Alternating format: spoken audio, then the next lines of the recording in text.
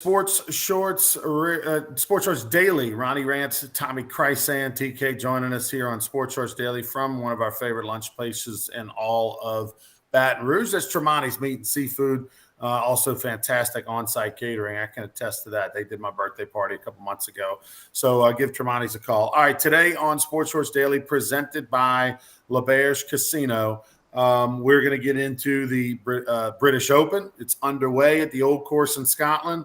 Tommy will tell us how the RNA, the Royal and Ancient, kind of stuck it to the live golfers. We'll tell you what they did to kind of send a message there at the British Open. That is underway. A number of golfers are in the clubhouse. Cam Young is -8. He's in the lead at the moment, but still lots of golf to be played today. LSU has announced who it will be sending to media days over in Hoover. And so we'll tell you about that. And also, Tommy will let us know what day next week LSU will be at the microphone. Don't look now, but the Baltimore Orioles, they have been the laughing stock of Major League Baseball for quite a long time. Very rare over the last 20 years that the Baltimore Orioles have been relevant at all. But they have now won 11 in a row. So Ben McDonald, of course, from Denham Springs and LSU, he does a lot of the games on the broadcast, and so he's finally having some fun, not just doing a job and getting paid. He's having some fun as they are fun to watch. They've won 11 in a row. All-Star break, of course, coming up on Sunday is the last day before the All-Star break. And speaking of the All-Star game, MLB All-Star game is in L.A. next Tuesday, and Albert Pujols probably playing in his last All-Star game, I would think. He's going to be in the home run derby, so that'll be interesting to see him there and tip the cap and all that. But when you go to the All-Star game or you go to a Dodger Stadium, the thing they're most famous for outside of baseball is the Dodger dog. Well, I'm not sure you're going to be able to get a Dodger dog at the All-Star game. We'll tell you what's going on. There may not be any Dodger dogs at the All-Star game next Tuesday. So let's bring in and by the way, a little Rougarou talk, the Baton Rouge Rougarou in action. Mark your calendars for the next 4 days. The Rougarou are going to be playing at 6 o'clock, not 7. So 6 p.m., not 7. There's an issue with a light pole or two out there that they're working on feverishly, and maybe we get it fixed and it moves to 7. But for right now, 6 o'clock starts on today with Thursday, Friday, Saturday, Sunday. 6 o'clock starts. We'll have fireworks following the game on Friday night. So if you're gonna decide, well, I can only go to one. What game can you go to? Come out Friday night for fireworks. It's going to be a great night. So go to brrougarou.com, brrougarou.com. Bring in TK right now. First off, I know you woke up this morning. It's British Open week at the golf course. So you checked that. Cam Young, -8 in the clubhouse. But what did the British Open, the RNA, do to kind of screw over the live golfers? Well, of course, they're never going to admit to this, but I kind of put all the live guys super early this morning. So stateside, it was like 1:30, 2:30, 3:30 in the morning when those guys were playing. Now, I got up early. As soon as I got up, I put the British Open on. I don't know who gets up at 2:30, but it kind of did that. And at the British Open, they all go off the first tee. There's not a start on 1 and 10 like most PGA Tour events. So it's all off of number 1. And, of course, Tiger Woods just recently teed off. You got half the field's going to be playing now. And, of course, as we know, that all switches. So the quote-unquote live golfers will be, in a better time tomorrow to be seen, in the States here. Ironically, when I read all of that yesterday, it made me start thinking, what's going to happen the first time, let's say, a live golfer wins the British Open, whether that's Dustin Johnson, Paul Casey, DeChambeau, Ian Poulter, one of these live guys. I mean, what's that presentation going to be like? How much ink are they going to get? How much video are they going to get? I mean, I think it's a fair question the first time a live golfer does that. And it could happen this week. We don't know. There's a lot of golf to be played. The scores are going to be very low. The course is hard and firm. There's 4 par 4s that are drivable from the tee. So, I mean, these guys are going to be posting a low number, 8 under leads right now in the clubhouse, Cam Young. Cam Smith, good day to be named Cameron, is 5 under. McIlroy 5 under with a hole to play. That's who I bet on, Ronnie, at plus What 900. kind of value did you get on I went him? with plus 900 on Rory McIlroy. Then I went 2 long shots, Will Zalatoris and Sam Burns from LSU. But it's going to be fun. I'm going to watch a little bit of it today. I got a few meetings, and then tomorrow morning I'll be up. We'll be updating people on Sports Shorts Daily tomorrow and on Sports Shorts Radio Saturday. What is what kind of value did you get on Zalatoris and Sam Burns? Plus 4,500 on Zalatoris. Burns was like plus 4,200. Okay. The course over there at the old course in Scotland, which, like I said, I was fortunate enough to play once in my life. It's not a hard course. It's on the front 9. If you miss towards the left, there's tons of room to miss with. You don't have to drive the ball great. And on the right, it's just the opposite. There's lots of room on the left. So on the way out, if you miss, you want to miss to the left. On the way back into the clubhouse, if you miss, you want to miss to the right. But there's a lot more room going out than there is coming back. And of course, coming back, you got a couple of tricky holes. Of course, the road hole being the most famous one. But it's not a difficult hole. Although where they get you, Tommy, is the greens are just ginormous, right? I mean, and there's a couple of double greens and stuff like that. And so normally our mindset is, hey, if you throw it onto the green, you're good to go. But you're not used to having 60-yard putts. well, Ronnie, today somebody made a 54-yard putt, not 54 feet, 54 yards, which would be what, 112 feet? Right. No, 162 footer. Okay, right. We get nervous over a 10-footer. He drained a 162 footer today. So yeah, and the greens are slower than what the PGA Tour and most golfers are used to, but that's why they over there practicing, and they know that. That's all part of it. And it was the weather appears to be okay, but we kind of like Louisiana. We know the weather could change in 10 minutes. Well, that's to me, that's the two things that make the British Open difficult. And if there is no weather, if there is no rain or the wind is minimal, then that course is you're going to have a lot of low numbers. I mean, I already looked this morning; it must be pretty good because you can see -8 in the clubhouse is the leader, and other guys -5.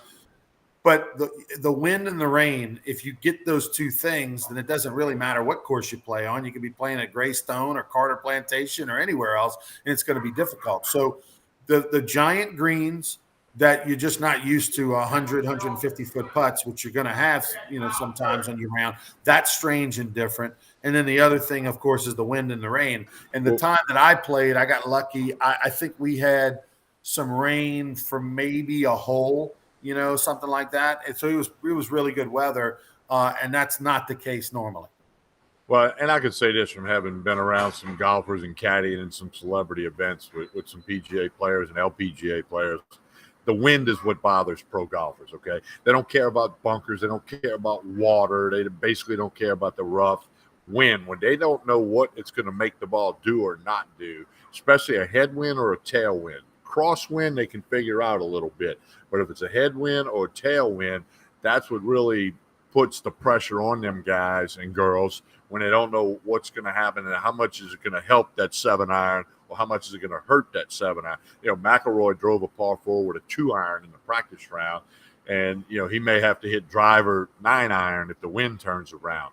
Right. It's the links golf. You're going out for 9, you're coming back for 9. Like you said, one side there's a little area to spray it, and then the other side there's trouble or out of bounds or whatever. So, it's the 150th Open, the 30th time it's been at St. Andrews. The list of winners at St. Andrews is pretty impressive. With Nick Faldo, Nicklaus twice. John Daly won at St. Andrews. People forget that. I mean, he won it there. Zach Johnson won it when it was there the last time.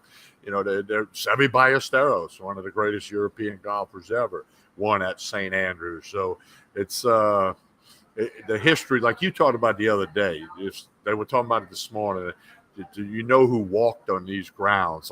Palmer, Nicklaus, the Swilkin Bridge, which everybody's going to take a picture. I mean, it's where the game of golf started. And they talked about Tom Morris having the vision to put double greens and and all this back in the mid 1800s. I mean, the guy was way ahead of his time, and it was cool listening to all that today. We kind of get to hear it every year, but when it's at St. Andrews, place that you've played, it's special.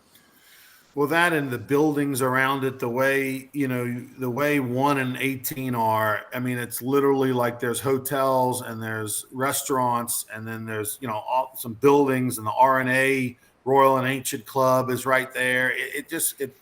It almost makes like its own little stadium viewing area. And I can remember going and eating breakfast and being able to sit out and look at golfers go past on the 18th. And there's a lot of tourists. I mean, obviously there's a lot of fans there this week, but just if you went any time, there's a lot of tourists just walking around the sidewalk, walking down 18, walking across. There's actually a road, like a little small paved road, asphalt road that runs across 18 in one fairway, because the old course is a part of, there's an old course, there's a new course, and there's like maybe 2 other golf courses that's a part of a municipal golf complex right there, all next to each other. And there's a road that runs right through 18 and 1 that goes all the way to like the beach. And so they close it off, obviously, for the British Open. But like when you go play normally, like that road, they'll open it and close it, and sometimes people are walking by with their dog. It's a bizarre situation, but it's really unique because it's. And of course, it's about 10 yards behind the 17th green. That's why that's called the road hole. So that it's a lot of history, a lot of tradition, a lot of stories. I'm jealous that you've been there. I'm happy for you, but I'm envious because I don't know that I'll ever get over there. But that would be something I think would mean a lot to me. But I'm glad you got to experience it. All right, so the British Open's underway. We'll keep you posted on that. We'll give you an update tomorrow morning when we're back at 9 o'clock for more Sports Shorts Daily.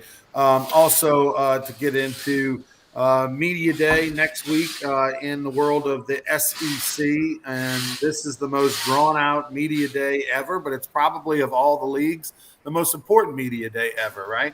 LSU, we know that they're going to take Jack Besh, the wide receiver from St. Thomas More High School, a sophomore. B.J. Ojolari is going to be going there, along with Mike Jones, a linebacker. So 2 defensive players and an offensive player will be representing LSU at Media Day. And the big thing is, Brian Kelly is the star of this Media Day. It'll be his first ever SEC Media Day, and it's still hard to imagine Brian Kelly at an SEC Media Day because he was so thought of as Mr. Notre Dame, being the winningest coach in the history of Notre Dame with the most W's. It's still strange and odd to see him now in SEC territory, but he will be the star. When are they next week, Tommy? When are they? I forget which day LSU is. I guess I could pull that up, but we'll have all that for you tomorrow. But that's going to be a big thing. Brian Kelly being there. Nick Saban was on a podcast this week, talking about the realignment. That's going to be the main topic. But for LSU fans, quickly followed by Brian Kelly, and what does he say? What does he not say? How does he answer those questions? Because look, the Big 12 media days are going on as we speak. And Mike Gundy, I mean, every coach has been asked about super conferences, mega conferences, alignment, this, that, and the other. And that's going to be no different next week when they have the SEC Media Days. Southland Conference will be over in Lake Charles. Now, they won't get that question, but, they got Lamar back in. Incarnate Word didn't leave the Southland like it was thought, so they've all redone their schedules this week. So, but I'm looking forward to SEC Media Days. I mean, and not just Brian Kelly, but let's see what Lane Kiffin says. Mike Leach, those guys are always good for a quote. Hey, Kirby Smart's the reigning, national champion. What's he going to say? So it's going to be fun. So on Monday, the 18th, is when LSU will be at Media Day. Besh becomes only the 3rd ever sophomore to represent LSU at SEC Media Day, joining some elite company. The other 2, Odell Beckham, another wide receiver back in 2012, and Leonard Fournette back in 2014. But this isn't a crazy thing. The way nowadays players leave early for the NFL, you don't have as many 4- and 5-year guys, and so your stars, your freshmen, sophomores, are they're going to leave depending on their age and how long they've been there after their 3rd year in college. So you'll see more and more young players. I don't think this will be the first or last time. It's now the 3rd sophomore in the last 10 years for LSU at Media Day. Freshman campaign where Besh led the Tigers in receptions, so he's deserving, of course, of the opportunity. Mike Jones, an interesting pick. Mike Jones was a transfer from Clemson, Tommy, and we thought that Mike Jones was going to play a giant role for LSU right away, and he kind of struggled to find that role. Clearly, things have improved for him, and he's gotten into a groove this offseason. So the new linebackers, the defense coordinator, Coach Matt House, leading the defense. Clearly, this is a situation where they feel like he has improved. He has a defined role, and they're probably trying to instill some confidence in him by sending him to SEC Media Days. He's also a very charismatic guy as well, so he'll do well with that. Ojulari expected to be entering his final season. Nobody expects that he'll return. Has the chance to be, of course, one of the more impactful players on this LSU roster in a big way and get a bunch of sacks and stuff like that. So, we will see how he does. I interviewed Ojulari, I think, last year on one of the post game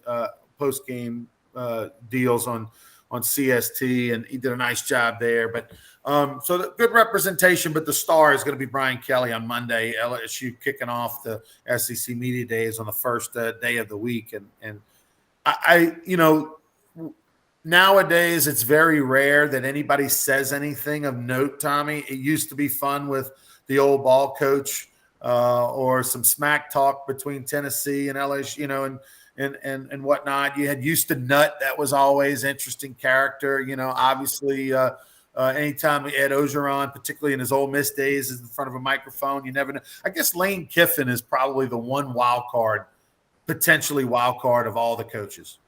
And Mike Leach. Leach is always known for a quote. Well, yeah, that's true. But Kiffin, I think, and then Saban, everybody wants to hear what Saban has to say. And, after that, the Tennessee coach has been a little vocal, and, we'll see with Jimbo Fisher. I mean, after when Saban called him out, and then he ripped Saban, and then the video came out that Saban was right. I mean, I'm telling you, this is going to be so. I guarantee you, they're not going to say shit. I know people are excited. Not about each other. Jimbo. I know people are excited about Jimbo and Nick and Media Days, and they think, okay, the rebuttal. He said something. Nick's going to now talk about the video. Like, I think nothing's going to be said. I think they've had their ADs and all, and their presidents have talked to them. And hey, guys, let's not draw any more attention to ourselves, because they're all doing it. And I don't think anything's going to be said. I think it's more likely that Mike Leach is going to go on a tangent about world politics than it is about A&M and then A&M or Alabama say anything about each other. Or it's more likely that Lane Kiffin will talk about A&M and Alabama than anybody else. Well, I think what you're going to get if they ask Jimbo Fisher, he's going to say, look, guys, I'm here to talk about Aggie football and, our season coming up and the three players we got here today. That's how they're going to answer that and Saban too. But somebody's going to go like Mike Gundy, as Chance pointed out, as somebody pointed out on there, Kip Kippers did. Gundy kind of lost his mind near the end of the Big 12, his session about the conference realignment, and he's proud to be in the Big 12 and blah, blah, blah. But somebody's going to take the headlines, within the 4 days of SEC Media Days. We kind of don't know who it is, and it'll be fun to watch. Well, let's see. Moving on from SEC Media Days, we'll talk some more about it tomorrow. We get some new information.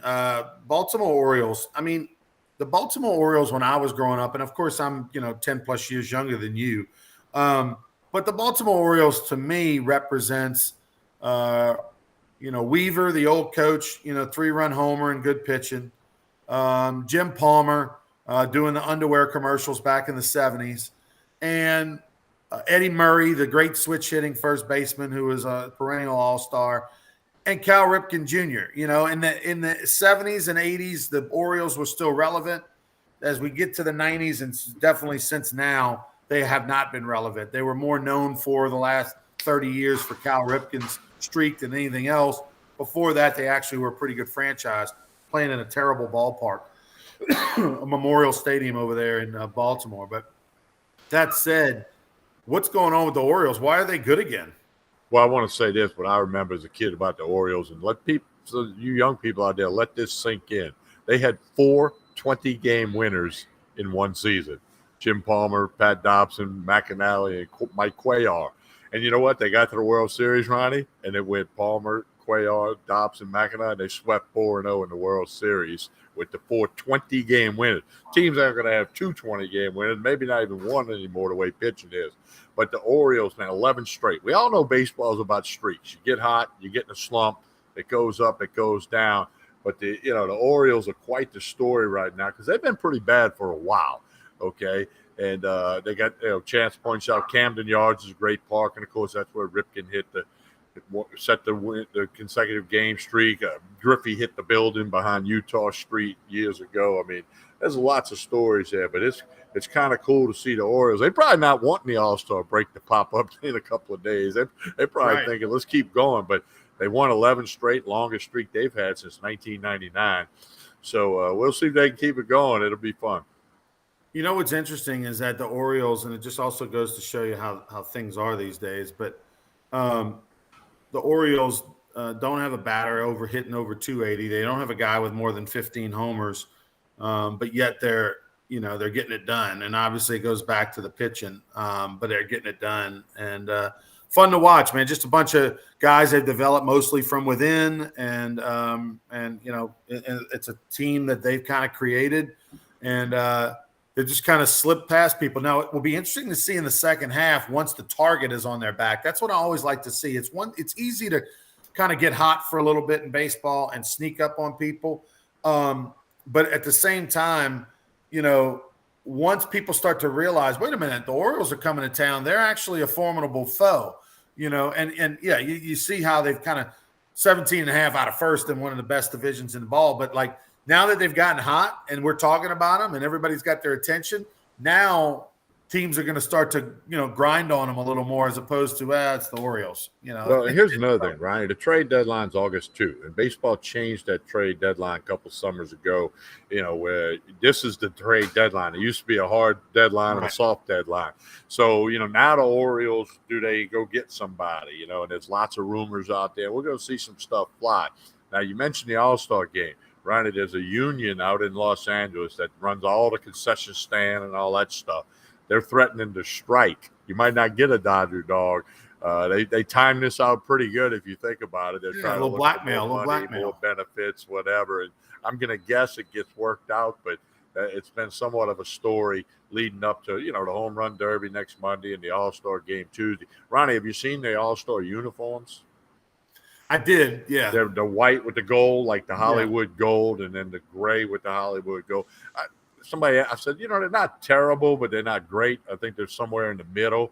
It's certainly better than anything Vanderbilt and Notre Dame ever wear in baseball, which should be. I'm old school. I like the people wearing their own uniforms. I think for fans of the Kansas City Royals, they want to see their guy out there in the Kansas City Royals uniform or the Boston Red Sox uniform or something. I still think the traditional way. And look, the fact they did that back in the day had nothing to do with they thought it looked good. It was just simple. It was easy. They didn't have to spend money. They didn't have to get sizes. They didn't have to make uniforms. They didn't have to worry about whether they get there in time or not. They just, show up with a uniform, home or road. But I think it looked great. I think it looked great to look out there and see a Phillies uniform at second and a Reds uniform at first and a Cubs uniform at short. I think it looked good with all the different colors, but for the fans, it's about seeing your guys out there. And if you're a fan of the Seattle Mariners, you want to look out and see, we got a Mariners hat out there, and that makes a difference.